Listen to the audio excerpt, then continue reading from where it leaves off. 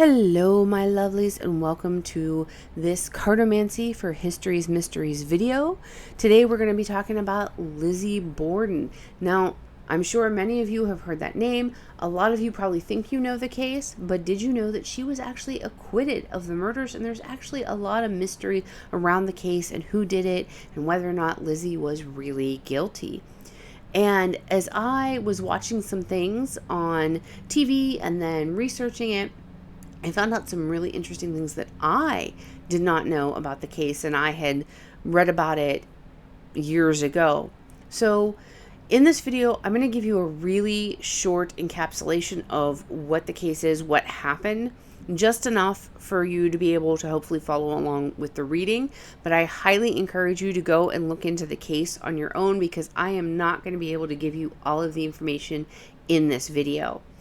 I do have my Oogie Boogie die from the Nightmare Before Christmas dice set. I've got the Zombie Tarot for you, and I've got the Bicycle Carnival Dead Eyes deck. Now, I don't know if we're going to actually wind up using all of these in the reading, but that's what I have on hand for us to do the readings with. I've got several questions picked out that we're going to ask these divination tools about the case, but let me give you a real quick overview of the facts of the case that we know. So we do know that on August 4th, 1892, in Fall River, Massachusetts, Andrew Borden, age 69, was found dead in the living room of his home, and his second wife, Abbey Borden, age 64, was found dead in the guest bedroom of their home. Abbey had suffered 18 to 19 blows to the head in what appeared to be a frenzied attack, and Andrew suffered 10 blows to the head. The only people home at the time of the murder were Lizzie Borden, who was age 32 at the time, and the family maid named Bridget was also there. Now, she was supposedly outside doing work when the murders took place. Lizzie, on the other hand, it's a little hard to say where she was, but there could be a reason why she was unclear as to where she was at the time of the murders. Now, Lizzie supposedly entered the home and found her father dead. Her and Bridget called for help. When authorities arrived, they were the ones who then found Abbey dead in the guest bedroom. And it was gruesome. I mean, gruesome. There is some discrepancy as to who. No, we know that Abbey died first and Andrew was killed second, but there is some discrepancy about timing. Originally, it was stated that Abbey was killed about an hour and a half before Andrew. However, modern forensic scientists have called that into question, and now there is a theory that she was killed only about 15 minutes before Andrew. Andrew was quite wealthy, but he did not like to spend money. So they lived in a poorer part of town than they could afford, and the girls had a strict budget for clothing, etc. They were very limited on what Andrew would allow them to spend on food, and they would often eat the same thing for days upon days at a time.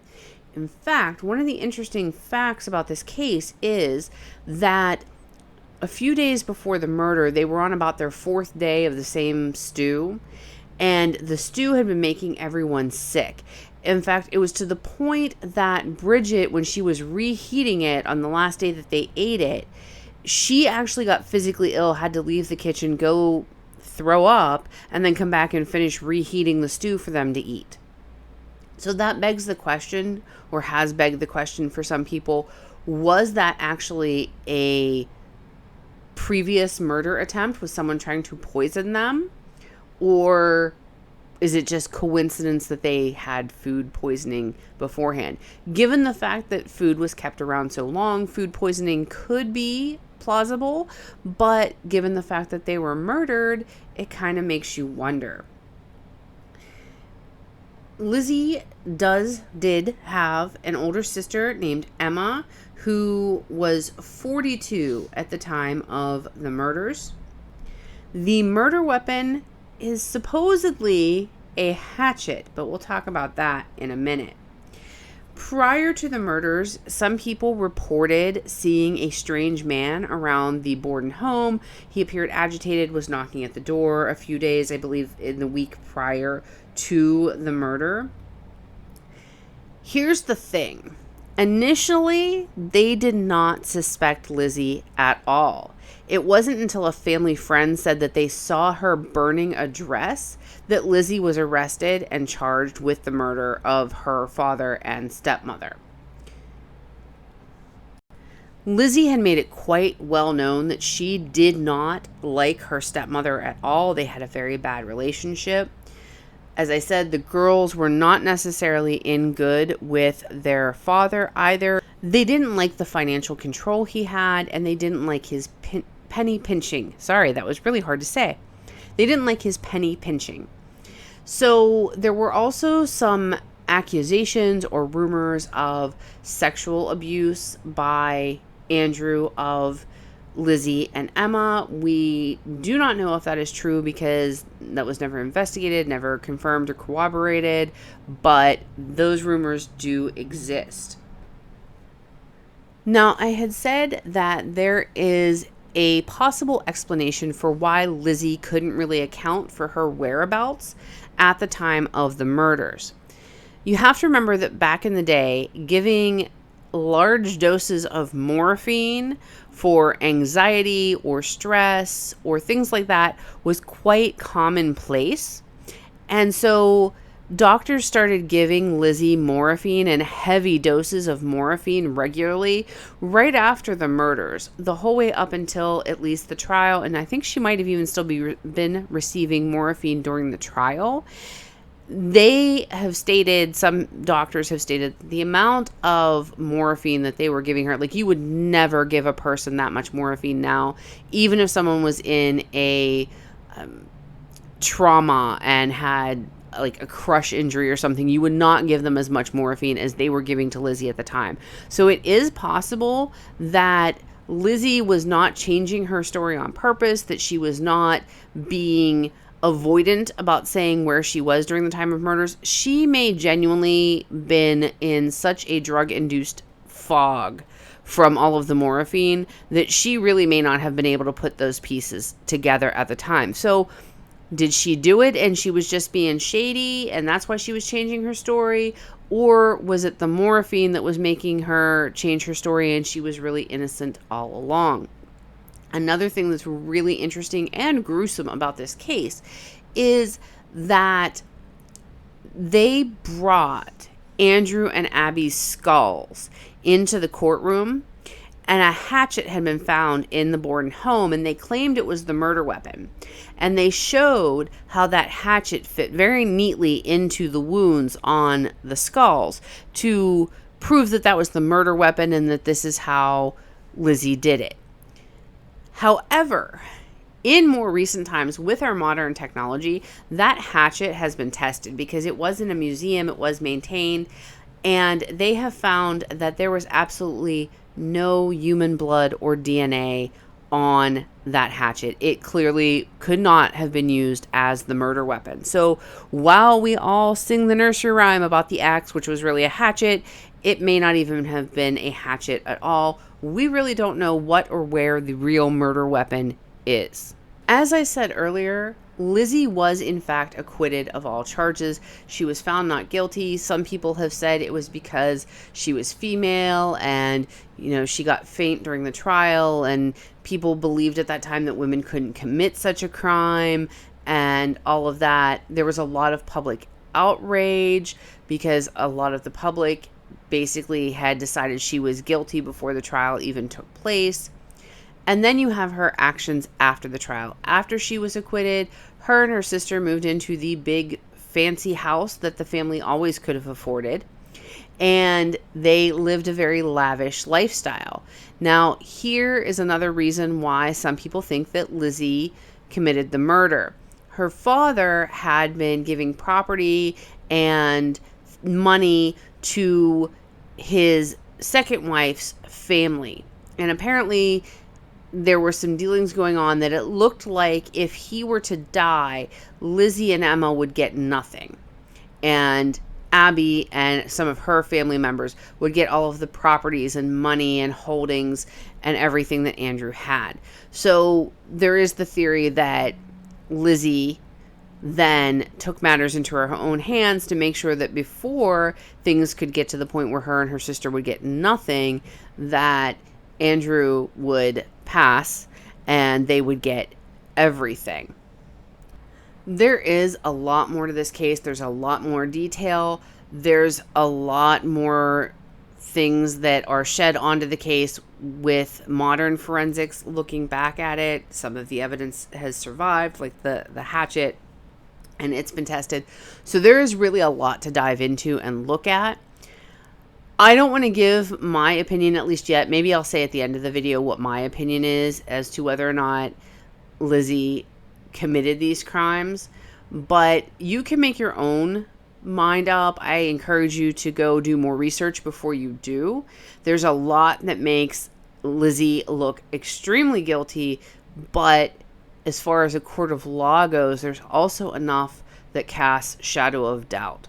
So legally, I don't think even today she could be, like if we retried it today with the evidence that was had then, I don't think that she really could be convicted. I don't think there's really enough there to get a conviction. But whether or not you get a conviction in a court of law does not always equate to guilt or innocence. So I'm going to go ahead and pause here for a second to get my decks in order, and we are going to start asking questions of the cards.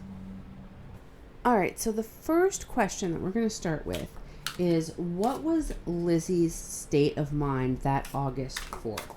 That morning that she got up, had breakfast, was doing some things around the house. Her stepmother was cleaning the guest bedroom. Her father had gone off to work and then come back home a little before lunchtime for a nap.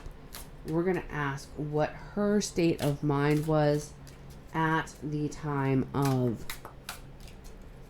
that particular August 4th morning. And I'm not sure if I have this deck in order from doing the video, so I'm going to give this a good shuffle.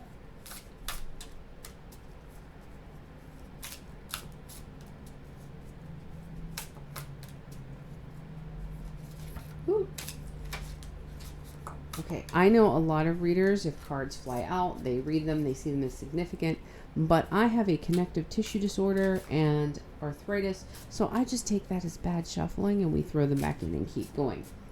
Because I have found in my personal practice that they are not significant, they are just the result of my hands not doing what I tell them to do. Okay. So, the Two of Wands, the Ace of Wands, and the Nine of Swords. Interesting. Okay, so here's the thing. This is setting the stage here for something interesting, I think. We have the Ace of Wands, which is about creating something.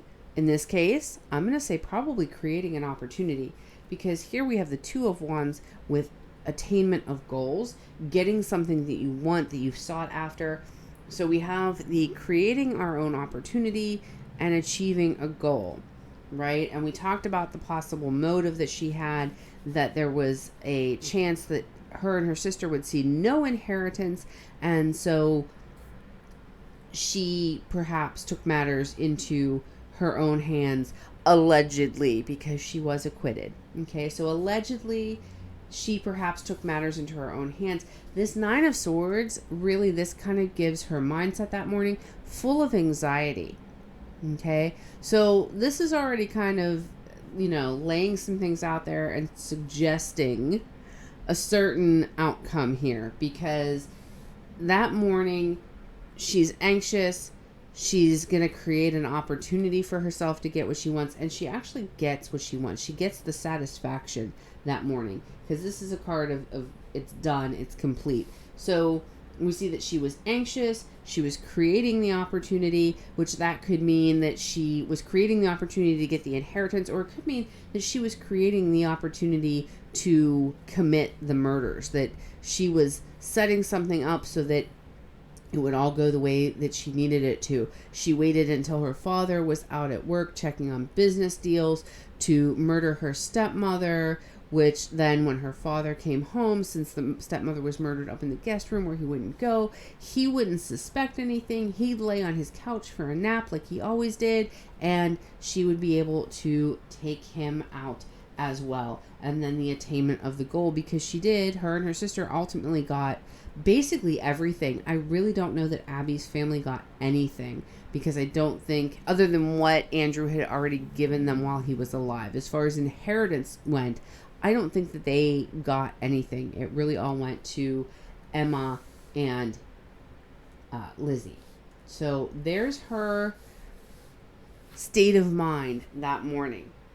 The next thing I want to ask is what her relationship was with her father, because there are those unconfirmed rumors. So I want to first ask what her relationship was with her father.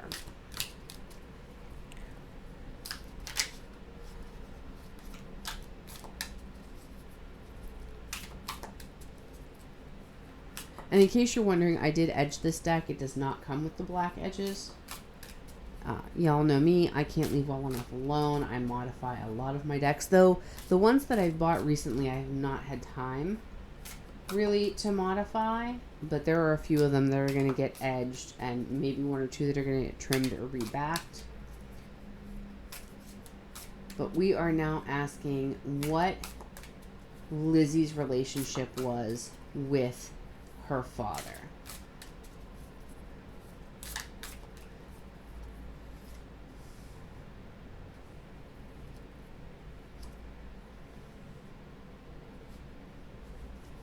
Alright, so we've got the Ace of Cups and the Queen of Wands.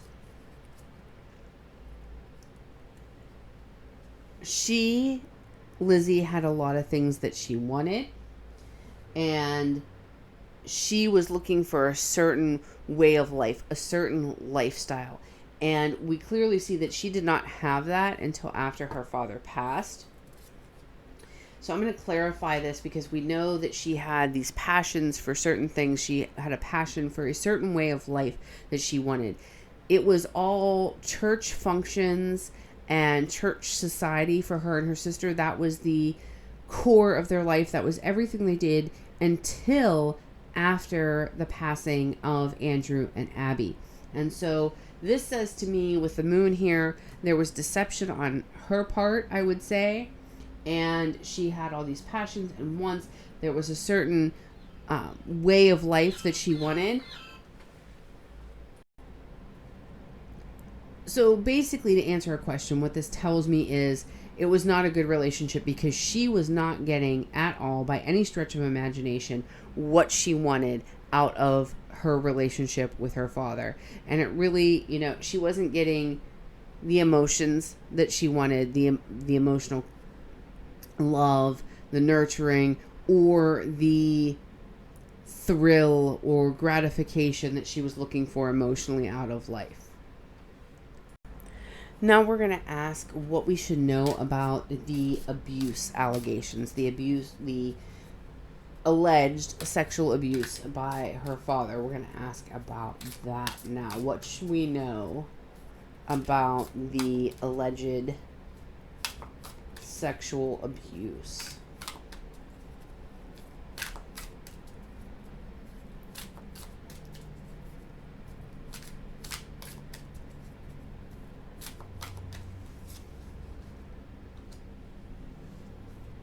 Okay, so we've got the Knight of Cups. We've got the Six of Swords.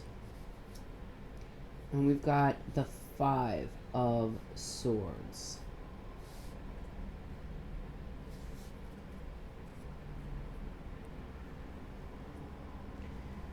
So, to me, I'm not seeing the alleged abuse here, the sexual abuse. However, I do see it as likely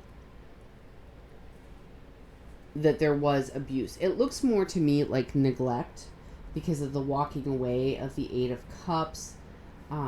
He was always going somewhere else, doing something else. There was emotional neglect, physical neglect on the part of Andrew. We've got the Six of Swords, which is also a moving away from something. It's usually going towards something else. And we know that he was very business oriented. Every day he went around and checked on all of his different business ventures. And then we've got the Five of Swords, which to me in this particular case is telling me that there is nothing to the sexual abuse allegations, right? This card a lot of times means like some sort of defeat. And I think in this case it means defeating that myth, defeating that rumor, because really the abuse that went on was neglect, not sexual abuse. So there was abuse. There definitely was a type of abuse between Andrew and Lizzie and Emma. He really does not seem like he was a nice person, a loving person. He was not a giving person. And it seems like he was gone a lot, so there was a lot of neglect. So I think, Lizzie and Emma, they didn't have their emotional needs met. And I kind of question if they had, even though the family had all this money, I question if their physical needs were always met as well, because he was such a spendthrift, because he did really dictate what food they could have and how much food they could have and things like that. So I think that it was not just emotional neglect, but physical neglect in the way that he probably was not meeting their basic needs all the time. And he was not present, which I don't know that him being present really would have been a boon, but still, especially when you're a child, you want your parents around, you want their attention, and this was not something that Andrew would have freely given. Now, let us ask bluntly if Lizzie did it. I'm going to set these cards up here, and we're going to use the Carnival, and I'm going to use my yes-no method that I use for this. So we're going to ask these cards if Lizzie committed the murders. Was it Lizzie who did this?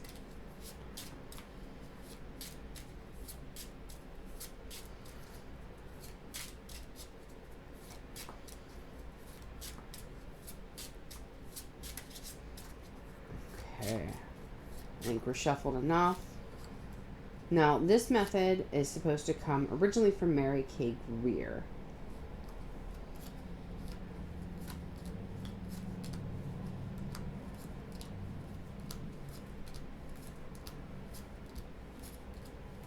And I'm sorry, but I have to count the cards, how many are in each stack.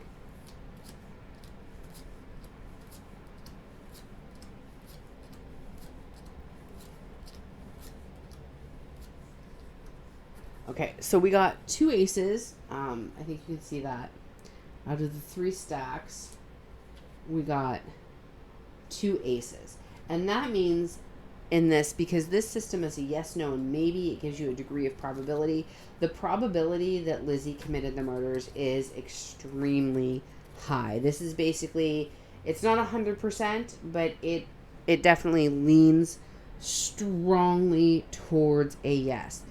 It really indicates to us, especially given what we've got here of the anxiety and the creating an opportunity and the attainment of goal, the fact that she was not living the lifestyle she wanted, that there was deceit on her part. It does look like there was a little bit of abuse that can contribute to the murder motive, in addition to the monetary motivation of the murder as well. But that definitely gives us an idea that this was a yes. So I grabbed the Le Vampire Oracle, and we're going to ask now, since we got a yes that Lizzie did it, or a most likely yes that Lizzie was the one who committed the murders, we're going to go ahead and we're going to ask the Le Vampire Oracle about her motivation. I mean, we think we already have a pretty good idea of what her motivation was. There was some level of abuse, and I don't see physical abuse here other than physical needs not necessarily being met.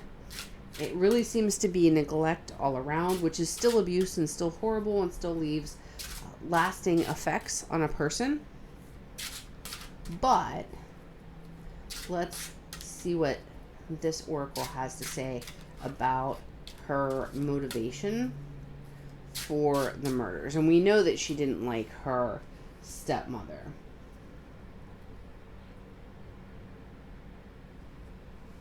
So we've got death rights, and I think I'm going to draw one more. And we've got last day in the light. So this one, her motivation, right? So on here, one of the things it lists is honoring lives. And I think that honestly, her motivation was sort of a really twisted version of honoring lives. She was honoring the life that her and her sister wanted, and the life that her and her sister would have once her father was out of the way. And then her last day in the light, unexpected endings, surprise changes, and sudden shifts. I think the sudden shift is what is really applicable here, because after the murders, suddenly these church-going girls were having parties and living it up. Emma didn't seem to be as okay with the parties and everything, but Lizzie definitely lived a very extravagant and very partyful lifestyle after she was acquitted of the murders. And Emma, even though Emma and Lizzie would ultimately have a falling out, that they wound up not speaking to each other ever again, Emma is the one who testified on behalf of her sister, who said that it was commonplace for them to burn a garment once it was no longer usable, and that it was really an innocent thing that Lizzie was burning that dress that the friend of the family saw her burning. So it's a little interesting what the relationship is there. Now, this next question is one that I haven't really heard asked, but it's a question that naturally came to my mind as I was watching documentaries and that on this. I want to know if Emma was involved. Like, she wasn't there, so she couldn't have physically been involved in the murders, but I really wondered if it was something that the two of them planned together.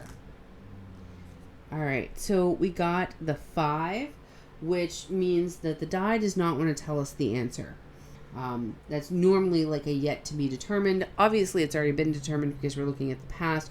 So that to me means that it's sort of unclear. And I'm going to grab the cards and I'm going to try to think of a slightly different way to ask that. I wonder if maybe Emma didn't plan it, but she knew about it, that she knew that Lizzie was going to take that action. So let's ask that instead, and we'll ask the cards if Emma knew what Lizzie was going to do.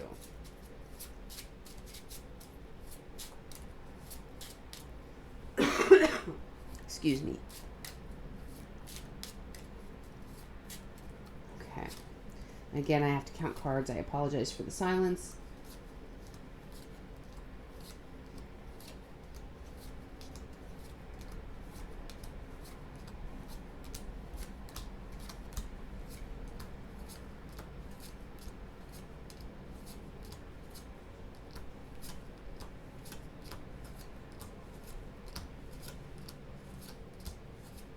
Okay, and again, we got 2 aces. And this to me, let's see what we have here. So we have the 8 of diamonds. This to me says that she definitely, at the very, if she did not have full knowledge, she at least had an idea of what her sister was going to do. And the 8 of diamonds here really tells me that she knew that she would benefit from it as well. And so she kept her mouth shut. So my sense is maybe, like, I don't think her and Lizzie talked about it. I don't think Lizzie went to her sister and was like, hey, I'm going to kill dad and stepmom so we get all the money. I think that Emma had kind of figured it out or suspected it, but knew that she would benefit from it just as much as Lizzie. So she kind of just kept her mouth shut. And I think that she may have felt some guilt over that. Like, she kind of had a good idea. She perhaps could have prevented it, but she chose to remain mum. All right, so the other thing is, Bridget was there at the time, and I cannot think that two people were brutally beaten to death in a house without there being some level of ruckus or noise. I mean, we know Andrew really didn't put up a fight because he was asleep. He had the blow to the head and probably was dead instantly or close to it, so there might not have been too much noise with that one. But with the frenzied attack that was whoever murdered Abby, I really can't believe that there was no noise. And Bridget was there. So I want to ask, and we're going to use the die, if Bridget had knowledge of it. Like, if she knew what the deal was. We got a 2. It says no, that Bridget did not know. So I don't know if maybe she was doing something a little further. Like, the way it was explained to me, she was like cleaning the windows of the house or something. Maybe she was out in the barn section. Maybe she was on the opposite side of the house at the time it happened or that. But the die tells us that Bridget had no knowledge or involvement in the murders. I want to know what's bothered me about this, right? If it was Lizzie, like it looks like the cards are saying it is, then what happened to the real murder weapon? Because the hatchet that they purported was the murder weapon was not. Now, this is going to be a tricky question to ask the tarot. The tarot is really not necessarily designed to tell us what happened to a murder weapon, but we're going to draw a couple of cards and see. Unfortunately, this is not something, I mean, this is a really subjective question. All of this is subjective because really at this point, we're not going to know. We are probably not going to be able to find any evidence that says conclusively if Lizzie did, in fact, murder her father and stepmother. This is all sort of speculation. It should be intended for fun. This obviously is not admissible in a court of law. We're just exploring possibilities here with the cards. So let's see what the cards have to say about possibly what happened to the real murder weapon. And I'm just going to start by drawing one card and then we'll go from there. Because to be perfectly honest, I've never drawn a card to see what happened to a murder weapon before. So we're just going to draw one card and then we'll go from there. Okay. So we have the Lovers. Very interesting. Now, there is some speculation that Lizzie was actually gay. She spent a lot of time with a particular woman after the murder of her parents, and there has been talk that they were a couple. So while it appeared that Lizzie and her sister were essentially spinsters, neither of them ever married, I don't think. Now I'm questioning myself. Emma may have at one point in time, but I don't think so. Because Lizzie and Emma lived together for quite some time after the murders. But at the time of the murders, they were really basically, I mean, at 32 and 42 and not married, they were considered spinsters back then. But Lizzie, we know, did have, we don't know for sure, we speculate that she was having a relationship with the woman who I believe was from New York, but don't quote me on that. I don't have that fact written down here in my notes.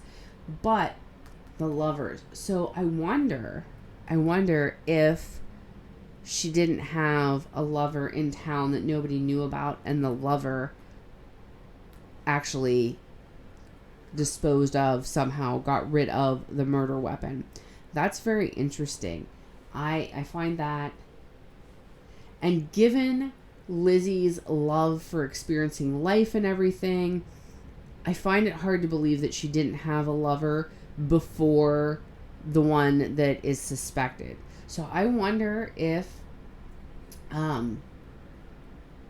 she did have a lover and the lover took it. And honestly, like we said at the time, part of why some people thought that Lizzie was innocent was because she was a woman, and it wasn't believed that women could commit such crimes. As we know today that a woman can commit a violent crime.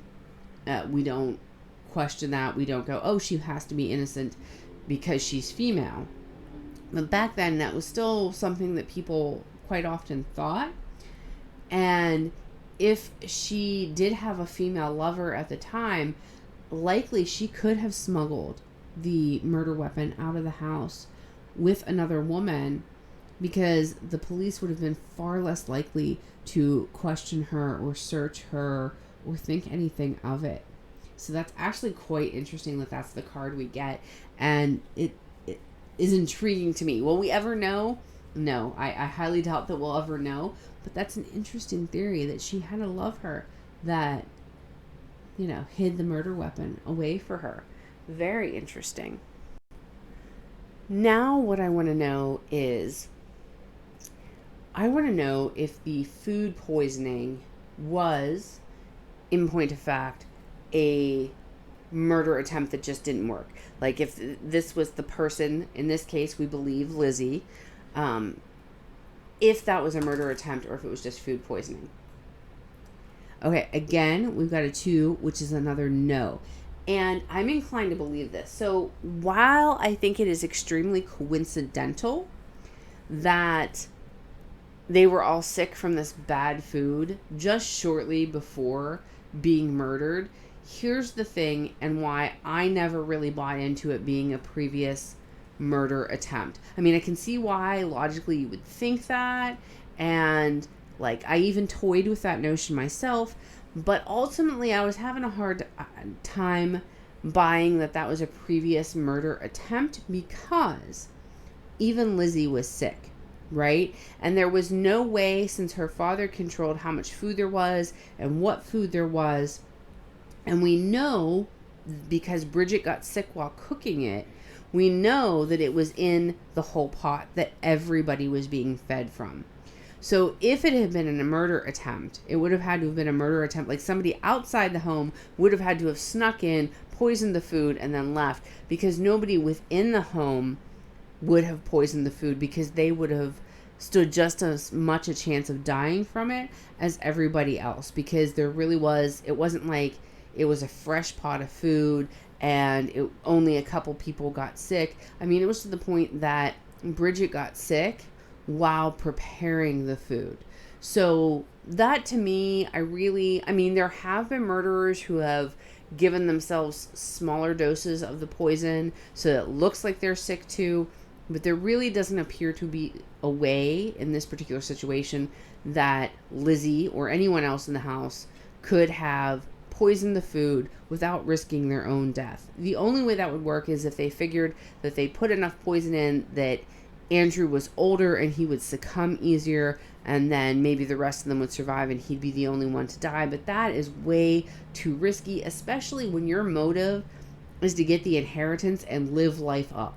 Are you going to take the chance that you could die from your own murder scheme when your whole motive, you want to honor life? There's this whole life that you want to live that life, you want to be that life.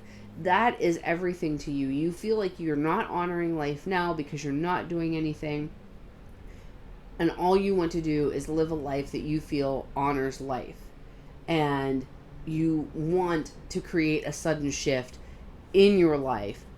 It just seems too risky for her to have poisoned the food and for that to have been another murder attempt.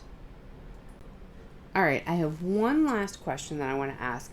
I want to know what, if any, role the man that supposedly was around the house played. Now, here's the thing. Some people said there was nobody around the house prior to the murders, and then I guess like after the trial started or sometime like a little later, people were like, oh, well, there was this one guy that came around and seemed agitated and was knocking at the door, but people don't know if that was real. Like, did the man really exist? Was he really there, or was it just something that was sort of created to try to throw everybody off of Lizzie? So let's ask, what, if any, involvement the mystery man had in the murders? And again, I'm just going to draw one card because, to be perfectly honest, I really do think this was all Lizzie. I do think from this card that she perhaps had some accomplices before and or after the fact, but I think that the actual murder itself was Lizzie alone. For one thing, the only two people there were Lizzie and Bridget. The die said that Bridget wasn't involved. Nobody ever actually suspected Bridget. Bridget didn't have any blood stains on her or anything. So I don't think that it was likely, but I don't know. It said, and maybe it's the way we asked the question too. Maybe Bridget was Lizzie's lover. I don't know. So maybe Bridget got rid of the murder. We can ask that in a minute, okay? I said this was the last question. I lied. We're going to ask about Bridget and Lizzie just to see. Because I do not know any information about Bridget. I don't know if she was married. I know nothing about Bridget. I've never seen any information come up actually about Bridget's history and details in any of the stuff I've watched. So let's ask about this mystery man, and then we're going to ask about Bridget. Woo. Okay, so we've got the Page of Swords.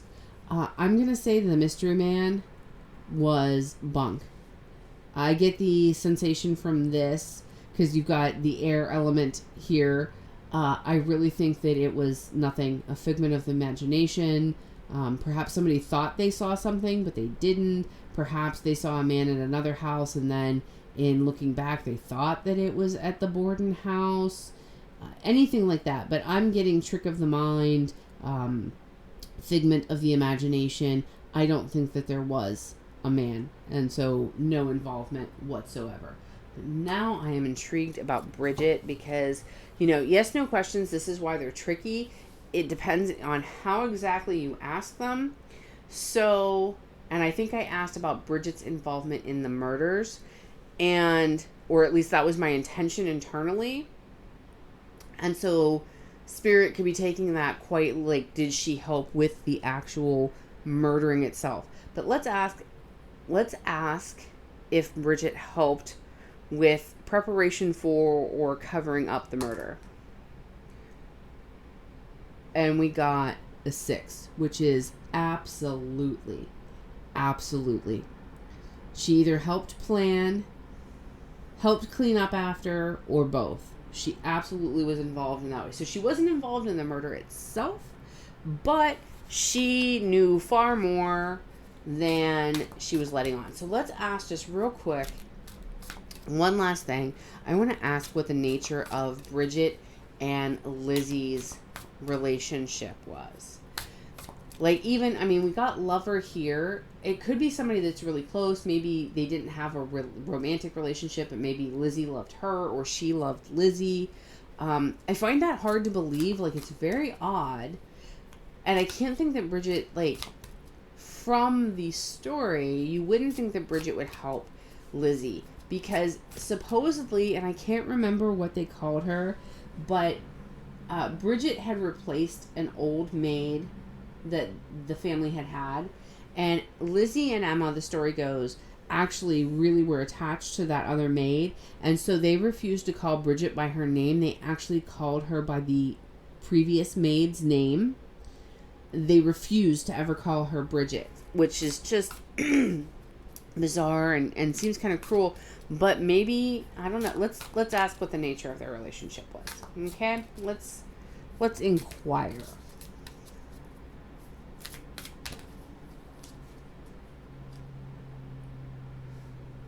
All right, we've got the 5 of Wands, which tells me it was complicated. It wasn't straightforward. It wasn't love or hate. It was maybe a little bit of the two. You've had one of those relationships where you love them, you hate them. It's complicated how you feel about them. And then we've got the 4 of Cups, which is almost like there was an opportunity there that maybe wasn't realized. So it kind of makes me feel like they were not in a romantic relationship, but at least one of them had feelings for the other. And that's sort of how they wound up conspiratizing on this, because Bridget either helped before or after or both. And I think that part of why she did was because they had a very complicated relationship. So it may have been a thing where Lizzie and her actually cared about each other. I don't think from these cards that they were actually romantically involved, but they cared about each other, but they didn't show it. Like they felt, and it would make sense too if Lizzie is trying to appear straight because that is what was expected of her in that time period. Then perhaps the whole calling her by the wrong name thing and that was just a show so that people will be like, oh, she's so mean to her, and you know, she obviously doesn't like her, she hates her, and maybe that was all a cover. Let's ask, was the name calling her by the wrong name and sort of treating her unwell in front of people a cover? And we got the 3, which tells us that it was complicated. Basically, it was a bit of a love-hate relationship, and so it wasn't necessarily a cover, but it wasn't the whole truth of how their relationship was. So very interesting. Again, I'm not saying that Bridget and her were lovers, but they had a complicated relationship. Likely one of them or both of them had feelings for each other, but yet at the same time didn't have feelings for each other. It's complicated, all right? So that has been our episode on the Lizzie Borden case. I hope you have found it entertaining. Again, if you don't know all the details of the case, I encourage you to go do your own research. It's fascinating, and I really enjoyed delving into these questions and delving into the case and looking at what happened or didn't happen. And if you like the video, please give this video a thumbs up. If you haven't already subscribed to the channel, please do so. If you have any questions or comments, be sure to leave them in the comments below. And until the next video, blessings to you wherever your journey finds you.